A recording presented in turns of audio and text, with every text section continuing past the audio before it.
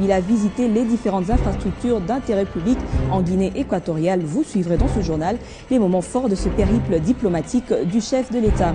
Et puis le monde entier célèbre ce samedi 1er octobre la journée internationale des personnes âgées, telle qu'instituée par l'Organisation des Nations Unies depuis 1990. En RDC, le ministère des Affaires sociales, Action humanitaire et solidarité nationale a saisi cette opportunité pour rendre visite et offrir quelques présents aux personnes du troisième âge du Home des vieillards de Cabinda.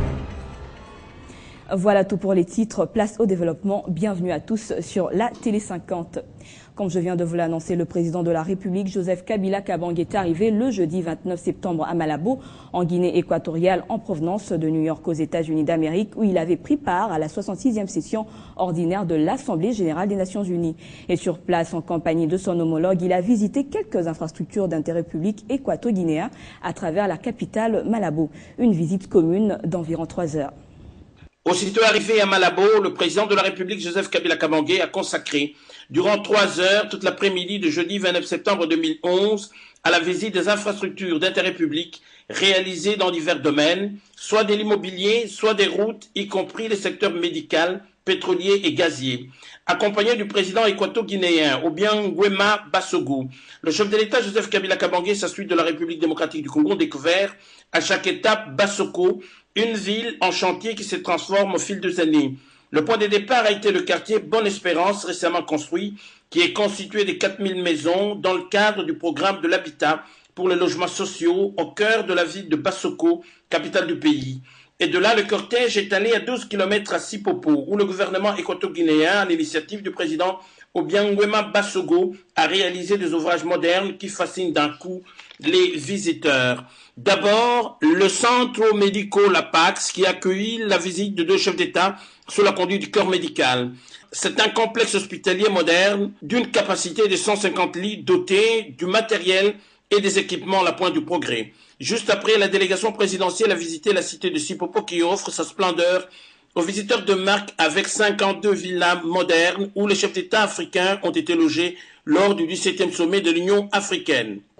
Et tout près de là, c'était la découverte du centre des conférences Sipopo rehaussé d'une architecture ultramoderne qui est un lieu splendide pour les grandes rencontres internationales à Malabo grâce aux salles géantes climatisées d'une capacité allant de 500 à 1250 personnes, sans oublier les salons VIP. Au plan des infrastructures immobilières, le regard a été porté aussi sur l'hôtel Sofitel, œuvre hôtelière 6 étoiles, 5 étages, bâti dans un cadre merveilleux au bord de l'océan qui donne sur un îlot, réserve naturelle d'espèces végétales et d'oiseaux rares. La journée de jeudi s'est terminée à Malabo par la visite des installations de traitement de gaz à Punta Europa, dont la Guinée équatoriale est la plus importante productrice du continent qui approvisionne en gaz les États-Unis, l'Europe, l'Asie et couvre le besoin locaux en électricité.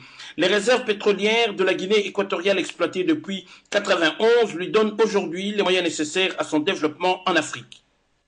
C'est une première visite officielle, mais aussi une visite de travail de 48 heures en Guinée équatoriale auprès de son homologue équato-guinéen Obiang Nguema que Joseph Kabila a effectué. Et c'est depuis hier qu'il a regagné la capitale de la République démocratique du Congo. À quelques heures de son retour au pays en cortège, le chef de l'État Joseph Kabila Kabange, accompagné de son homologue Obiang Nguema Basogo, est allé en visite ce vendredi 30 septembre 2011 aux fêtes du mont qui surplombe Malabo, la sympathique et la verdoyante capitale du pays hôte. C'est là que se trouvent juchées les installations de télécommunications. Et la vue panoramique de la ville en construction a permis aux 2 chefs d'État d'apprécier ensemble le trésor naturel dont regorge la Guinée équatoriale et les transformations profondes qui accompagnent Malabo de jour en jour.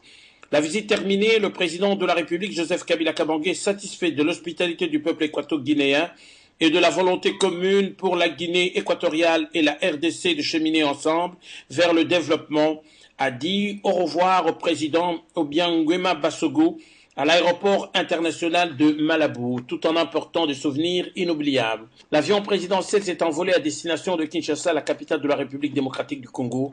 Il était 12 heures ce vendredi 30 septembre 2011 à Malabo. Finance, Matata Ponyo, l'argentier congolais, a défendu à Washington les conclusions du caucus africain de Kinshasa. C'était en marge des assemblées annuelles d'automne du FMI et de la Banque mondiale. Une occasion pour le président en exercice du caucus africain, Matata Ponyo, de défendre et finaliser les discussions autour de la 4e revue du PEG suivait. Les drapeaux des pays membres de la Banque mondiale et du Fonds monétaire international, dont celui de la République démocratique du Congo, en honneur à Washington DC. Venus des 4 coins du monde, les participants à la session plénière des assemblées annuelles de ces deux institutions de Bretton Woods se sont mobilisés le 23 septembre dernier à Dar Constitution Hall pour appréhender la vision des deux top managers de ces deux institutions par rapport au développement des États membres.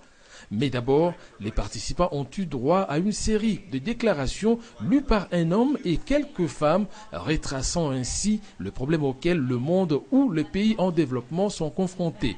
C'est le cas avec cette déclaration. 350 000 femmes sont mortes durant la grossesse et pendant la naissance d'un enfant en 2008. Conscient des problèmes auxquels sont confrontés les pays en développement, le président de la Banque mondiale, Robert Zoellick, a annoncé la création d'un fonds pour la promotion des infrastructures. Je sens une sensation forte de servir la communauté, a de son côté déclaré Christine Lagarde, directrice du Fonds monétaire international. La croissance est là, mais la mauvaise nouvelle, a-t-elle indiqué, sont les risques baissiers. Parmi les actions à mener, la Garde focalise son attention sur une croissance inclusive, génératrice d'emplois. Sinon, il y a lieu de perdre cette croissance qui se dessine à travers le monde. Signalons que la délégation congolaise y a été conduite par le ministre des Finances et président du caucus africain, Matata Ponyo Mapon. Une délégation constituée entre autres du ministre du Budget, Jean-Baptiste Ntawa, du gouverneur de la Banque centrale du Congo, Jean-Claude Massango Moulongo, et du conseiller principal du chef de l'État au collège économique. Et puis le 1er octobre de chaque année, le monde entier célèbre la journée internationale des personnes âgées, telle qu'instituée par l'Organisation des Nations Unies depuis 1990. En RDC, le ministère des Affaires sociales, Action humanitaire et Solidarité nationale a saisi cette opportunité pour rendre visite et offrir quelques présents aux personnes du 3e âge du Home des Vieillards de Cabinda. Un appel aux personnes de bonne volonté a été lancé pour souscrire au processus des collectes des fonds et autres dons durant ce mois d'octobre, dit mois de solidarité aux vieillards. Et dans le reste de l'actualité, la Cour suprême de justice a débuté depuis le vendredi à examiner environ 40 affaires portées en justice contre la Commission électorale nationale indépendante. À Kinshasa, ces plaintes sont essentiellement portées soit par les candidats, soit par les partis politiques. 5 sortes de plaintes se sont dégagées au cours de cet examen, à savoir les omissions des noms, les erreurs, les contestations de qualité, les invalidations, les dénonciations au sujet des listes qui contiennent plus de candidats que le nombre des sièges à pourvoir dans certaines circonscriptions et l'examen des contentieux préélectoraux va se poursuivre jusqu'à la semaine prochaine selon des sources judiciaires. Et puis en santé, le poids du diabète augmente à l'échelle mondiale. Maladie chronique qui survient lorsque le pancréas ne produit plus assez d'insuline ou lorsque l'organisme n'est plus capable d'utiliser l'insuline qu'il produit. L'Organisation mondiale de la santé envisage donc des mesures efficaces de surveillance pour lutter contre le diabète et le prévenir dans les pays à revenus faibles et intermédiaires. Dans le monde, le président tchadien et le milliardaire américain Bill Gates ont lancé depuis vendredi à l'hôpital de l'amitié Chine-Tchad une nouvelle campagne de vaccination contre la poliomyélite au Tchad, pays le plus touché au monde. Gloria Kumwimba. Le défi, c'est de pouvoir atteindre chaque enfant. Il faut que chaque vaccinateur atteigne concrètement les enfants et que chaque famille comprenne que la goutte de vaccin administrée à un enfant est une bonne chose, a déclaré le président tchadien Idriss Déby. Au nom de tous les enfants du Tchad, de leurs pères et mères, le président tchadien a remercié le milliardaire philanthrope américain d'être venu lancer la campagne de vaccination contre le virus sauvage. Inspiré de l'expérience de l'éradication de la polio en Asie et au Pakistan, Bill Gates, plus modeste que le président Déby Itno, a confié aux médias que 2 années de campagne suffiront pour arriver à des bons résultats. Après être disparue en 2000, la poliomyélite a ressurgi au Tchad en 2003. En 2011, 114 cas ont été enregistrés. La présente campagne durera 3 jours. Pour briser les réticences sociales, les chefs de carré devront accompagner les équipes de vaccination. Aussi, toute personne qui refusera de faire vacciner son enfant sera punie par une amende, proviennent au programme élargi de vaccination. Parlons culture dans ce journal. Tintin au Congo accusé de véhiculer des préjugés racistes. Un ressortissant de la République démocratique du Congo, Bienvenu Mbutu Mondondo, a réclamé vendredi devant un tribunal belge l'interdiction de la commercialisation de la bande dessinée Tintin au Congo. Elle est porteuse, selon lui, des préjugés racistes abominables. Après 4 années de procédure, le tribunal s'est déclaré compétent pour juger cette affaire qui oppose ce comptable congolais vivant en Belgique, soutenu par une association française, le Conseil représentatif des associations noires, à l'éditeur Casterman et Moulinsart, la société ayant plutôt les droits commerciaux de l'œuvre d'Hergé, autre que les droits d'édition. En sport, les Léopards basketball de la RDC ont été éliminés de la Coupe d'Afrique des Nations de la discipline après leur défaite en quart de finale ce vendredi au Mali devant la sélection sénégalaise. Rappelons que sur les 6 matchs joués, les représentantes de la RDC n'ont remporté que 2 matchs contre les Ivoiriennes et les Ghanéennes. Éliminés vendredi après leur défaite 54-85 devant les Sénégalaises en quart de finale du championnat d'Afrique des Nations de basketball, les Léopards de la République démocratique du Congo jouent leur dernier match pour la 5e place ce samedi face aux Lions du Cameroun, qui ont été, elles, battues par le pays organisateur, les Mali, sur le score de 73-50. Les représentants de la RDC, qui avaient pourtant à cœur de faire bonne figure au cours de cette compétition, après leur piètre prestation aux Jeux africains de Maputo, ont vu leurs ambitions s'arrêter en cours de chemin.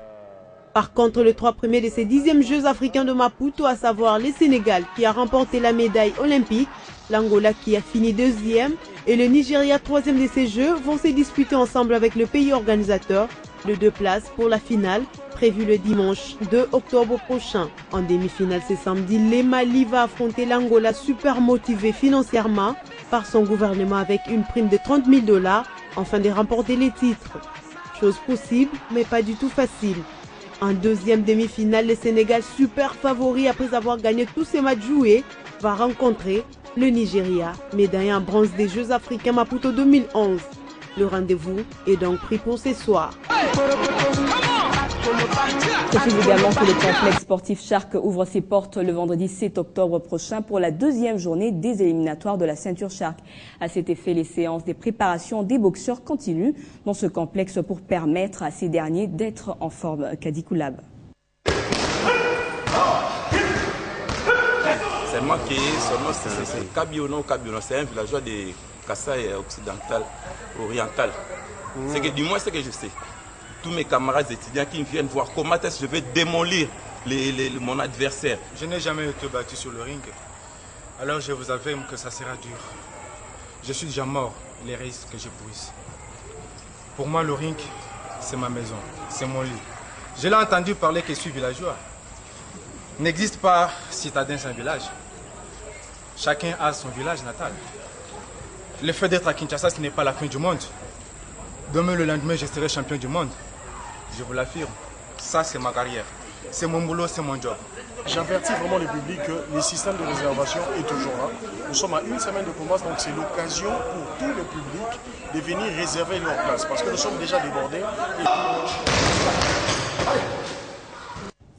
Fin de cette édition du journal. Merci de l'avoir suivi. Ne nous quittez surtout pas. La revue de presse, c'est tout de suite.